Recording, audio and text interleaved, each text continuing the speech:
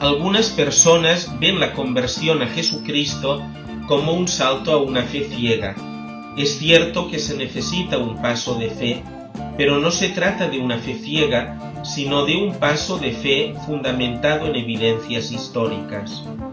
Hace muchos años, la enciclopedia comunista oficial de la antigua Unión Soviética definía a Jesús como una figura mítica que no existió nunca.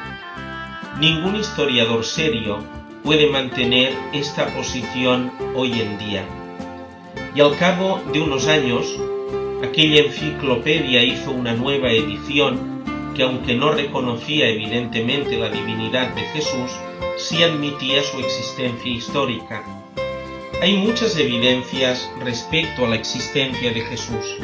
Las encontramos no solo en los evangelios y otros escritos cristianos, sino también en fuentes no cristianas. Por ejemplo, los escritores romanos Tácito, de manera directa, y Suetonio, indirectamente, escribieron sobre Jesús.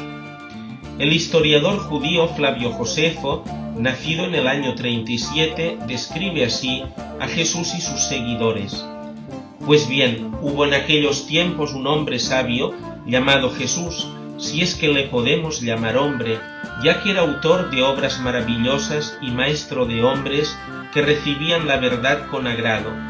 Atrajo hacia él a muchos, tanto judíos como gentiles. Él era el Cristo, y cuando Pilato, instigado por los hombres importantes de entre nosotros, le condenó a la cruz, los que le amaban desde el principio no le abandonaron, ya que se les apareció vivo de nuevo al tercer día, tal y como lo habían predicho los divinos profetas. Y el grupo de los cristianos, así llamados por ser seguidores de Cristo, ha continuado hasta el día de hoy. Como podemos ver, hay evidencia de la existencia de Jesús fuera del Nuevo Testamento, pero además la evidencia del Nuevo Testamento es muy fuerte. Gracias a la crítica textual, sabemos con gran exactitud que lo que escribieron los autores del Nuevo Testamento es auténtico y no fue alterado con el paso del tiempo. Básicamente, cuantos más textos tengamos, menos dudas habrá sobre el original. El profesor Bruce, catedrático de crítica bíblica y exégesis en la Universidad de Manchester, que fue el maestro de Ryland, uno de los papirólogos y estudiosos más importantes del Nuevo Testamento en el siglo XX, ha afirmado que el Nuevo Testamento es muy rico en la autenticidad de sus manuscritos en comparación con los textos de otros documentos históricos, y que su fiabilidad es del 100%. Esta tabla refleja el valor histórico y la fiabilidad de los escritos del Nuevo Testamento en comparación con algunas obras históricas significativas de la antigüedad, de cuya autenticidad nunca han dudado los críticos y estudiosos. En comparación con estas del Nuevo Testamento, tenemos una gran riqueza de material. Si vemos estas obras como la historia de Heródoto, la historia de Tucídides, la historia de Tácito, la guerra de las Galias, de Julio César, o la historia de Roma de Tito Livio, vemos que entre la fecha que se escribió y la aparición de las primeras copias que ahora poseemos, copias manuscritas, evidentemente, hay largos periodos de 900, de 1000 o de más de 1000 años. Un lapso de tiempo entre aquello que se escribió y aquello que después ha llegado hasta nosotros. Los primeros escritos del Nuevo Testamento, en cambio, se comenzaron a redactar probablemente a partir del año 40 de nuestra era, es decir, en un margen de tiempo entre 7 y 10 años después de los hechos de la Pascua de Jesús. El último escrito, el Apocalipsis, se escribió en torno al año 100.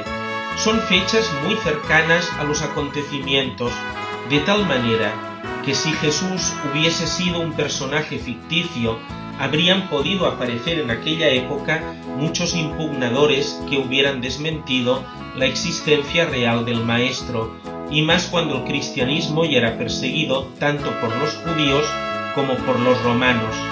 En cuanto a las copias que han llegado a nosotros, hay manuscritos excelentes de todo el Nuevo Testamento completo, fechados en el año 350, un periodo de 300 años después de los Hechos. Papiros que contienen la mayor parte de los escritos neotestamentarios fechados en el siglo III, entre 150 y 200 años después de los Hechos, y un fragmento del Evangelio de San Juan fechado en el año 130, es decir, menos de 100 años después de los Hechos. Si tenemos en cuenta que este Evangelio se debería escribir entre los años 90 y 100 de nuestra era, tendríamos que la distancia entre el original y la copia es tan solo entre 30 y 40 años. Tenemos más de 5.000 manuscritos griegos, más de 10.000 manuscritos latinos y 9.300 manuscritos en otros idiomas, así como 36.000 citas de fragmentos del Nuevo Testamento en los escritos de los primeros padres de la Iglesia. Por la verdad y la totalidad de la evidencia en la cual se apoya el texto del Nuevo Testamento, se destaca como único entre los escritos antiguos, tal como dice el estudioso profesor Hort. También tengamos en cuenta que Taciano, un padre de la Iglesia, quiso hacer una armonía de los 4 evangelios allí por el año 170, es decir, que ya en su época, a solo unos 120-130 años de distancia de los Hechos, los 4 evangelios gozaban en toda la Iglesia universal de la misma autoridad que tienen ahora. Sabemos por la evidencia tanto del Nuevo Testamento como fuera del Nuevo Testamento que Jesús existió realmente. Pero ¿quién es Él? Jesús era un hombre de verdad. Tenía un cuerpo humano, a veces se sentía cansado y con hambre. Tenía emociones humanas, se enfadaba, amaba y se entristecía. Tuvo experiencias humanas, fue tentado, aprendió, trabajó y obedeció a sus padres. Muchos opinan hoy en día que Jesús solo fue un hombre, aunque extraordinario y un gran maestro religioso. Pero ¿qué evidencia hay para sugerir que Jesús fue más que un hombre extraordinario o un gran maestro de moral? La respuesta es que hay muchas evidencias. Estas evidencias sostienen el argumento cristiano de que Jesús fue y es el Hijo unigénito de Dios. En efecto, Jesucristo es Dios Hijo, la segunda persona de la Trinidad que se ha hecho hombre. ¿Qué dijo Jesús sobre sí mismo? Algunos dicen que Jesús no dijo nunca literalmente «Yo soy Dios». En efecto, así es. Asimismo, cuando examinamos todo lo que Él enseñó y declaró, quedan pocas dudas de que Él era consciente de ser un hombre cuya identidad era la de Dios. En primer lugar, vemos una enseñanza centrada en sí mismo. Uno de los aspectos más fascinantes de Jesús es que una gran parte de su enseñanza está centrada en sí mismo. Él dijo directamente: «Yo soy el camino, la verdad y la vida. Nadie va al Padre sino por mí». Evangelio de San Juan, capítulo 14, versículo 6, que es como decir: si queréis tener una relación profunda con Dios, tenéis que venir a mí. El corazón humano tiene un hambre profunda. Los psicólogos más reconocidos del siglo XX lo han admitido. La gente tiene hambre de amor, dice Freud. La gente tiene hambre de seguridad, dice Jung. La gente tiene hambre de sentirse importante, dice Adler. Jesús ha dicho: «Yo soy el pan de vida. El que viene a mí nunca tendrá hambre, y el que cree en mí nunca tendrá sed». En otras palabras, si quieres satisfacer tu hambre, si quieres encontrar sentido a tu vida, ven a mí.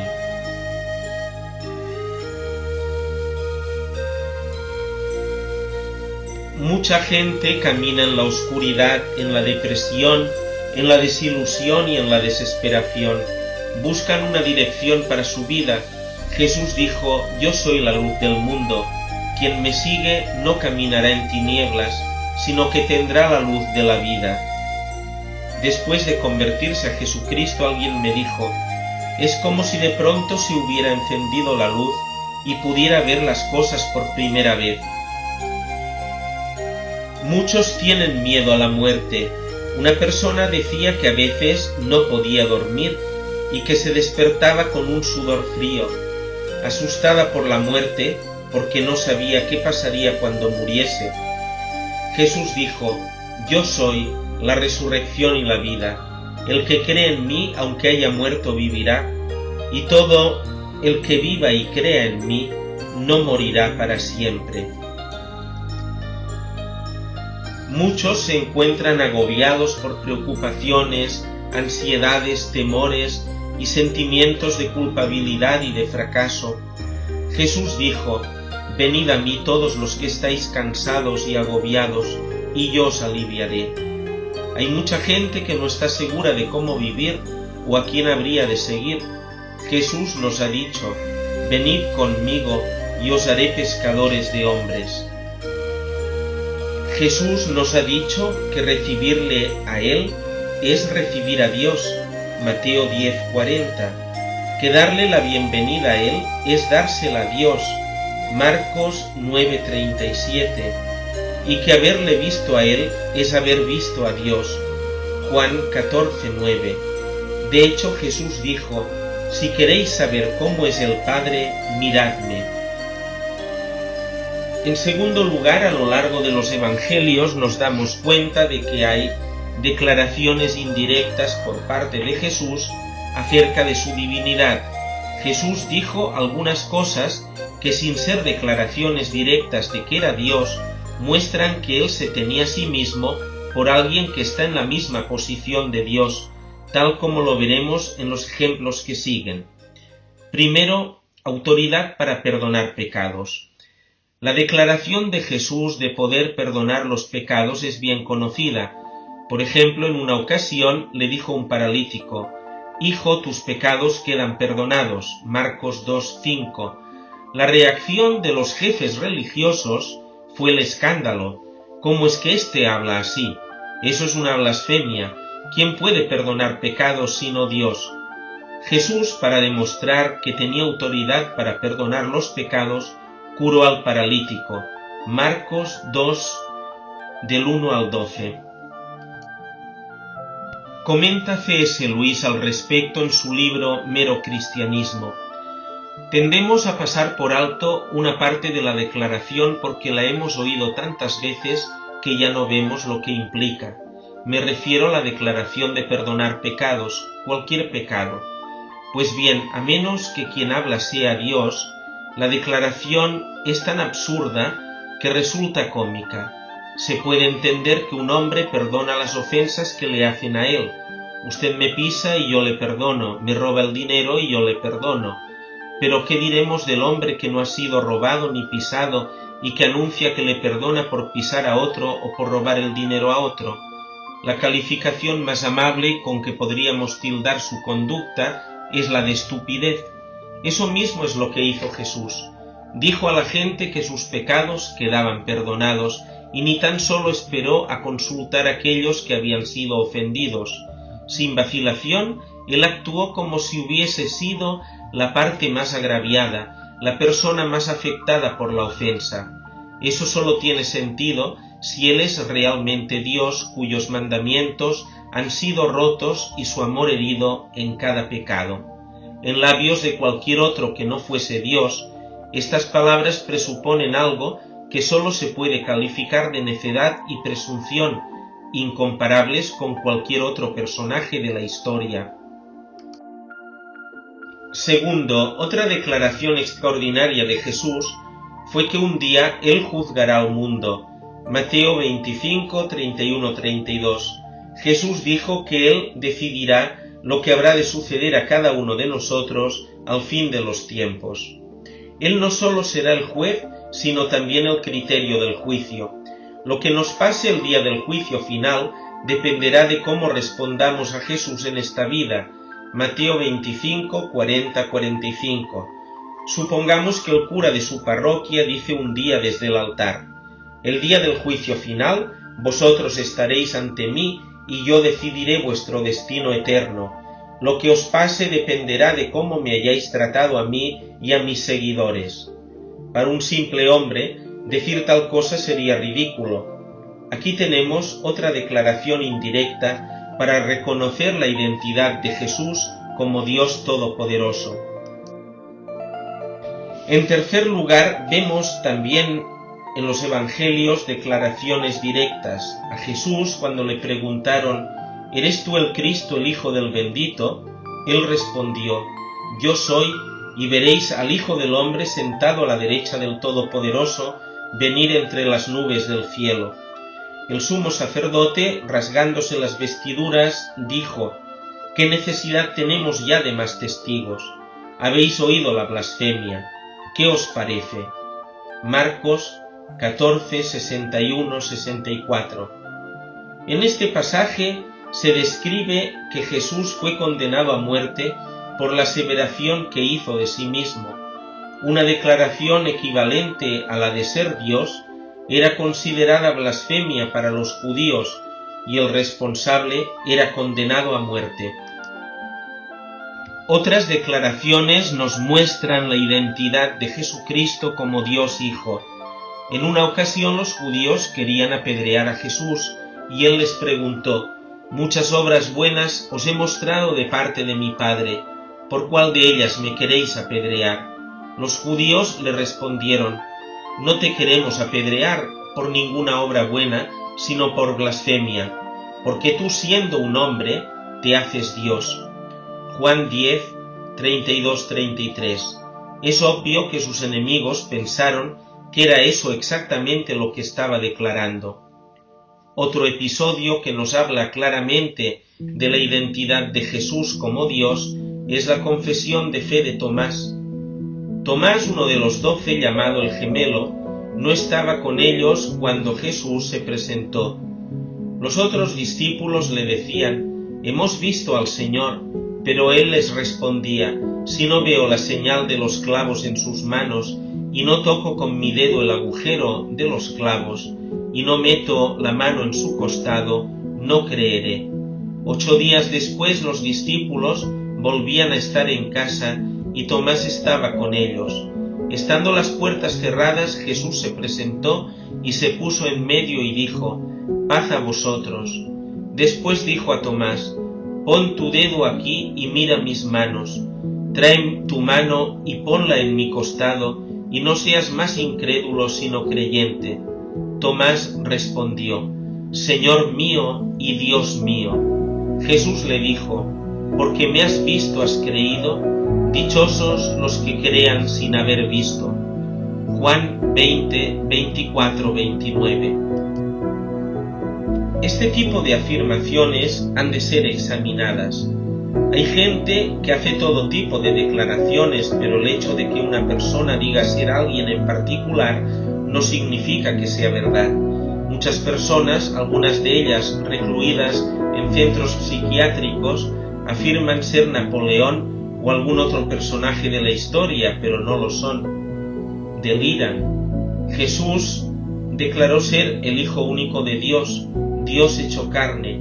Hay 3 posibilidades lógicas respecto a esta afirmación. La primera, que esta declaración fuese falsa y que Jesús lo supiera, entonces era un impostor y un malvado.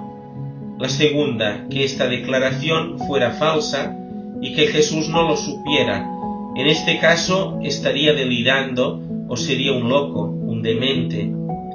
Y la tercera es que esta declaración sea verdadera.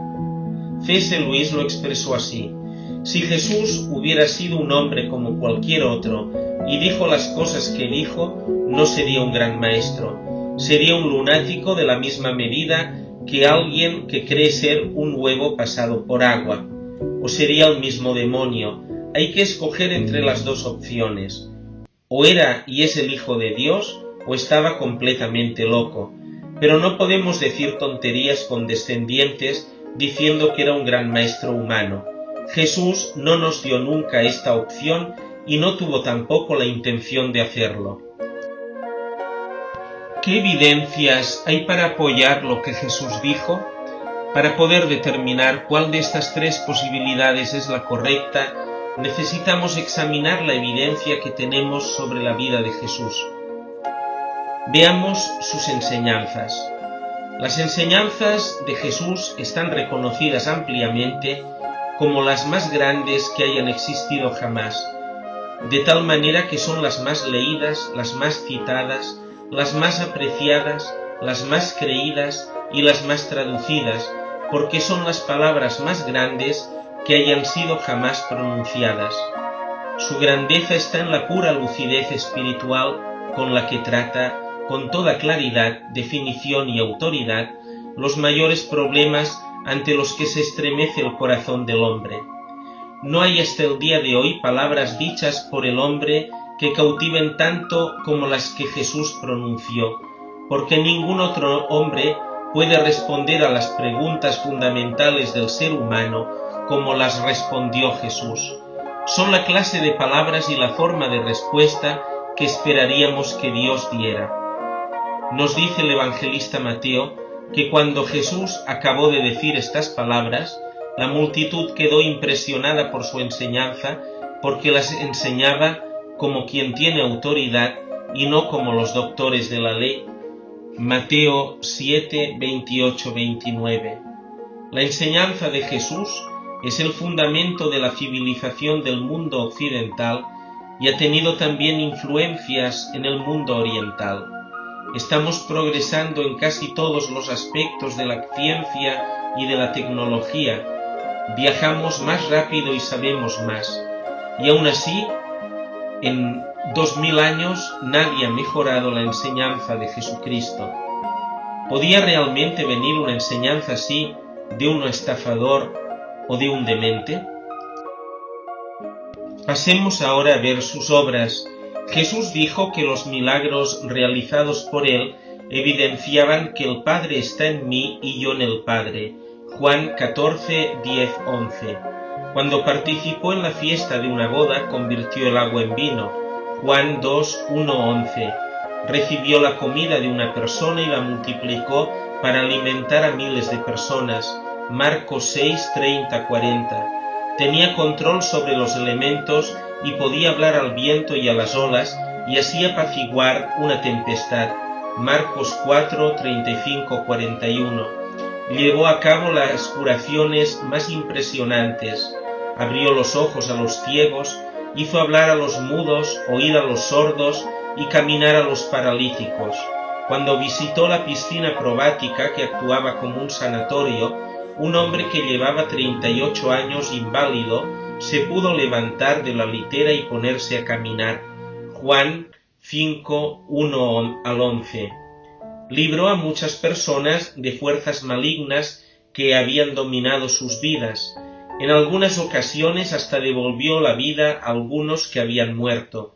Juan 11, 38, 44. Pero no solo fueron los milagros lo que hizo que su obra fuera impresionante, fue su amor, especialmente hacia aquellos que no eran amados, como por ejemplo los leprosos, los publicanos y las prostitutas. Esta parecía ser la motivación, sobre todo fue su amor, hasta el punto de llegar a la muerte en cruz.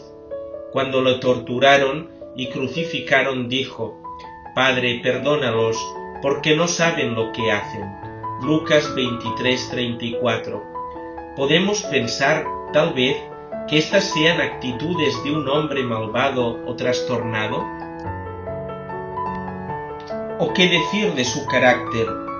El carácter de Jesús ha impresionado a millones de personas que no se dirían cristianas.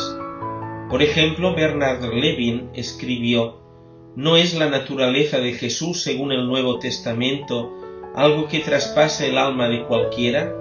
Jesús todavía surge en todo el mundo con su mensaje aún claro, su compasión aún infinita, su consuelo aún efectivo, sus palabras aún llenas de gloria, sabiduría y amor. Jesús es ejemplo de altruismo supremo, pero nunca de autocompasión, de humildad, pero no de debilidad, de gozo, pero nunca a costa de otro, de amabilidad, pero no de condescendencia. Jesús era un hombre en el que ni siquiera sus enemigos podían encontrar defecto y de quien sus amigos cercanos decían que no tenía pecado. Seguro que nadie puede sugerir que un hombre con un carácter así fuera un malvado o un perturbado. Su cumplimiento de las profecías del Antiguo Testamento. El mundo antiguo tenía muchos sistemas de adivinación para determinar el futuro, pero no es posible encontrar en toda la literatura griega y latina ninguna profecía, aunque se utilizasen palabras como profeta y profecía. Este era un hecho propio de Israel. Jesús dio cumplimiento a más de 300 profecías pronunciadas por diferentes portavoces a lo largo de 500 años, incluyendo 29 profecías mayores en un solo día, el día que murió. Aunque alguna de estas profecías hubiesen podido tener cumplimiento a un cierto nivel en los días del mismo profeta, encontraron su cumplimiento cabal y pleno en Jesucristo. Alguien podría sugerir que Jesús era un estafador astuto que actuó deliberadamente para dar cumplimiento a estas profecías para mostrar que él era el Mesías anunciado en el Antiguo Testamento. El problema de esta suposición es que en primer lugar la gran cantidad de profecías lo habría hecho extremadamente difícil. En segundo lugar, porque humanamente hablando, Jesús no tenía control sobre muchos acontecimientos. Por ejemplo, la forma en que murió fue anunciada en el Antiguo Testamento, Isaías 53, y también el lugar para su sepultura, y aún el lugar de su nacimiento, Miqueas 5:1. Supongamos que Jesús haya sido un estafador que quisiera dar cumplimiento a todas estas profecías. Habría sido demasiado tarde cuando descubriese el lugar donde había de nacer. Su resurrección. La resurrección de Jesucristo de entre los muertos es la piedra angular del cristianismo. Ahora bien, ¿podemos decir que este hecho sucedió realmente? Resumiremos la evidencia de este hecho en 4 apartados principales: la tumba vacía, las apariciones a los discípulos, el efecto inmediato y la experiencia cristiana. La tumba vacía. Muchos han elaborado y presentado teorías para explicar el hecho de que el cuerpo de Jesús desapareció de la tumba el primer día de la resurrección, pero ninguna de ellas es convincente. En primer lugar, hay quien ha sugerido que Jesús no murió en la cruz, sino que fue retirado aún con vida y que se recuperó, y que esta recuperación es lo que los cristianos llamamos resurrección. Pero Jesús había pasado por una flagelación romana con la cual muchos habrían muerto, y había estado clavado en la cruz durante 6 horas. ¿Podría un hombre en estas condiciones haber empujado una piedra que pesaba probablemente 1,5 toneladas? Los soldados estaban plenamente convencidos de que había muerto, si no, no hubieran desclavado su cuerpo. Si hubieran permitido que un prisionero escapase, ellos mismos habrían sido reos de muerte. Más aún, cuando los soldados vieron que Jesús había muerto, uno de ellos le atravesó el costado con una lanza, y al momento salió sangre y agua. Juan 19:34. Eso demuestra la separación de los coágulos del suero, lo que es una gran evidencia médica de que Jesús había muerto. Juan no lo escribió por esta razón, ya que él no tenía conocimientos médicos, sino que simplemente describió lo que vio, hecho que da más fuerza a esta evidencia. En segundo lugar, se ha argumentado que los discípulos robaron el cuerpo e hicieron correr el rumor de que Jesús había resucitado. Dejando de lado el hecho de que la tumba estaba vigilada, Esta teoría es psicológicamente improbable. Los discípulos habían recibido un impacto fortísimo ante la muerte de Jesús. Estaban deprimidos y con la moral por los suelos. ¿Qué interés tendrían para robar y conservar con ellos el cadáver de Jesús, y menos para inventar una historia tan fantástica si no hubiera sido verdad? Algo muy extraordinario hizo transformar al apóstol Pedro en el hombre que predicó en Pentecostés, cuando se convirtieron 3000 personas. Además, cuando consideramos que tuvieron que sufrir a causa de lo que creían, flagelación, tortura, prisión y muchos hasta la muerte, parece inconcebible que soportaran todo eso por algo que sabían que era mentira. Un amigo mío de mentalidad muy racionalista se convirtió al cristianismo porque al examinar las evidencias se convenció de que los discípulos no habrían estado dispuestos a morir por un hecho si ellos sabían que era falso. Alguien ha dicho también que las autoridades judías se llevaron el cuerpo de Jesús para evitar que los discípulos propagasen bulos sobre la resurrección. Esta es la hipótesis más improbable de todas, porque si las autoridades se llevaron el cuerpo, ¿por qué no lo mostraron cuando estaban intentando hacer callar los rumores sobre el hecho de que Jesús había resucitado? Otra teoría es que las mujeres al ir al sepulcro se equivocaron de tumba, pero el error hubiera sido corregido fácilmente por José de Arimatea, ya que él era el propietario y sabía muy bien cuál era su sepultura. Además, los relatos evangélicos nos dicen que dentro de la tumba estaba el sudario y la sábana de amortajar que Pedro y Juan vieron.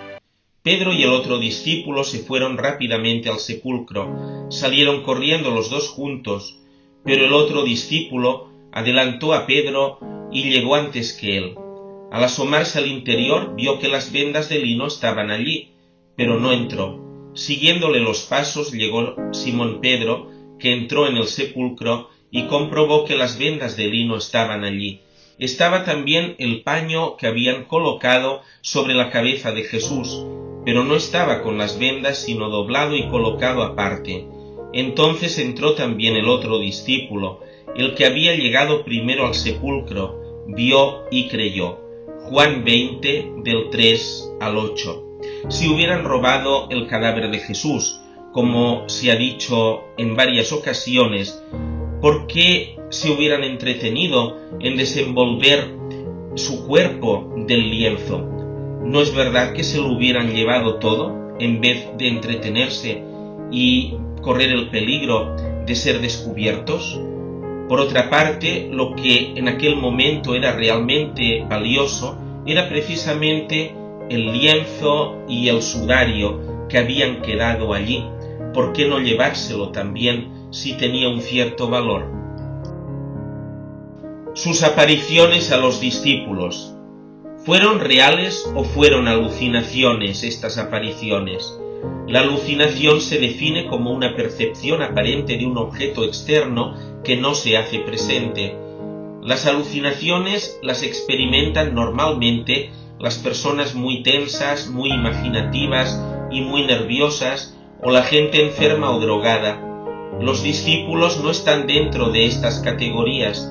Los pescadores corpulentos, los cobradores de impuestos y gente escéptica como Tomás no eran candidatos posibles a las alucinaciones. Los evangelios nos muestran además que los discípulos no eran tampoco gente de fácil credulidad. La gente que tiene alucinaciones no deja de pronto de tenerlas. Jesús se apareció en 11 ocasiones distintas en un periodo de 6 semanas. El número de ocasiones y el hecho de la interrupción súbita de las apariciones hacen que la teoría de las alucinaciones sea muy improbable. Más de 500 personas vieron a Jesús resucitado. 1 Corintios 15:6. Es posible que una persona tenga alucinaciones. Hasta es posible que 2 o 3 personas compartan la misma alucinación. pero es posible que la compartan más de 500 personas. Además, las alucinaciones son subjetivas, no hay realidad objetiva en ellas, es como ver un fantasma. Jesús podía ser tocado, comió un trozo de pescado, Lucas 24, 42, 43, y en una ocasión preparó el almuerzo para los discípulos, Juan 21, 14. Pedro dijo: hemos comido y bebido con él después de haber resucitado de entre los muertos, Hechos de los Apóstoles 10, 41. Jesús mantuvo una larga conversación con ellos, enseñándoles muchas cosas sobre el reino de Dios, Hechos de los Apóstoles 1, 3.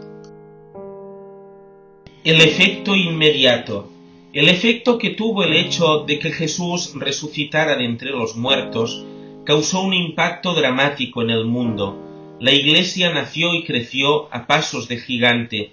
La Iglesia, comenzando por un pequeño número de pescadores sin instrucción y de cobradores de impuestos, arrasó a través del mundo conocido durante los 3 siglos siguientes. Es una historia admirable de revolución pacífica que no tiene parangón en la historia del mundo.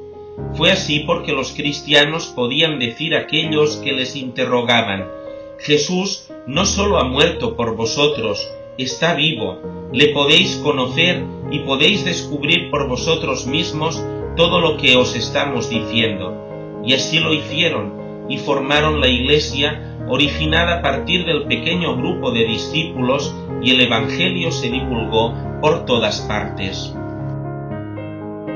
La experiencia cristiana. Millones de personas a lo largo de los siglos han experimentado a Jesucristo resucitado, gente de toda lengua, raza, cultura, color y nacionalidad, de diferentes estratos sociales, intelectuales y económicos. Sin embargo, todos se unen en una experiencia común de Cristo resucitado. Un profesor de religión en un instituto dijo en clase: Jesucristo está vivo hoy. Uno de sus alumnos le preguntó: ¿y usted cómo lo sabe? Y el profesor le respondió: porque he estado hablando con él media hora esta mañana. Millones de cristianos de todo el mundo están experimentando una relación vital con Jesucristo resucitado. A lo largo de mi vida, yo también he experimentado su amor, su poder y su realidad en una relación que me convence de que Jesús está realmente vivo. La evidencia de que Jesús ha resucitado de entre los muertos es extensa. Al examinar lo que Jesús dijo de sí mismo, hemos visto que sólo había 3 posibilidades realistas: o Jesús era el Hijo de Dios, o era un demente, o algo peor, un impostor. Cuando examinamos la evidencia, no tiene sentido decir que Jesús era un loco o un malvado. Todo el peso de su enseñanza, sus obras, su carácter, su cumplimiento de las profecías del Antiguo Testamento y su victoria sobre la muerte hacen de estas sugerencias ideas absurdas, ilógicas e increíbles. Por otro lado, dan un apoyo más firme aún a la conciencia de que Jesús tenía que ser un hombre cuya identidad era la de Dios. C.S. Lewis lo resume así: nos enfrentamos con una realidad estremecedora. El hombre del que estamos hablando era y es exactamente lo que decía, o era un lunático o algo peor. Ahora bien, parece obvio que no era ni un lunático ni un demonio, y por consiguiente, aunque parezca extraño, estremecedor o improbable, he de aceptar la perspectiva de que Él era y es Dios. En este mundo ocupado por el enemigo, Dios ha bajado en forma humana.